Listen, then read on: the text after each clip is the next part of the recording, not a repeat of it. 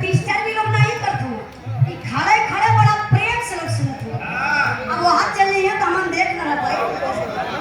अच्छा आप लोगों के एक भैया दिखा यार हमारे बिरदरी वाली थोड़ा सी आप लोग यहाँ रहेगा कि तरी नारों से हमारा तालमेल बनल रहे। हाँ आप लोगों के देख के भैया हिलाया दी ना राम सुमेर यादव पहुंचा भोई के धरती से 51 रुपए का पुरस्कार बहुत बहुत नाम आशीर्वाद बचा रही। अच्छा मर्द अक्सर अपने मेहरारू को फरमाइश पूरा ना करे हमारे मास्टर नियर रही तो दूसरे के मेहरारू को फरमाइश जल्दी पूरा कर दे। ई मर्द बड़ा बहकौना बा बहकावत पे अपने मेहरारू के कैसे मास्टर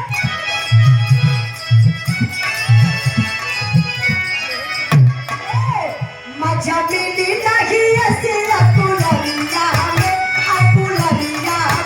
रानी जवन मजा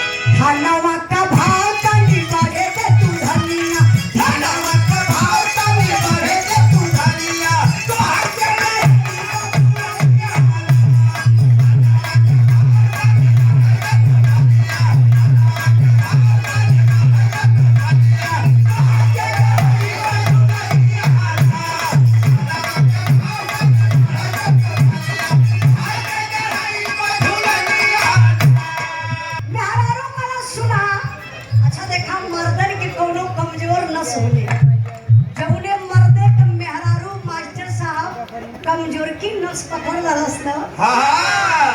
वो हमारे के जिंदगी चौपट है इनकर वाली इनकर पकड़ ले मेहरारू करा सुना बड़ा पहकावत हुआ ना आ जइहा तब तो हम बताई ना डोलो ना बोलो ना खोला काना खोलो पागल कहे ऐसा बोलबा तो यो लोग गलत है समझिए कि उजलवा में टेरी बोला था वो का बोला था।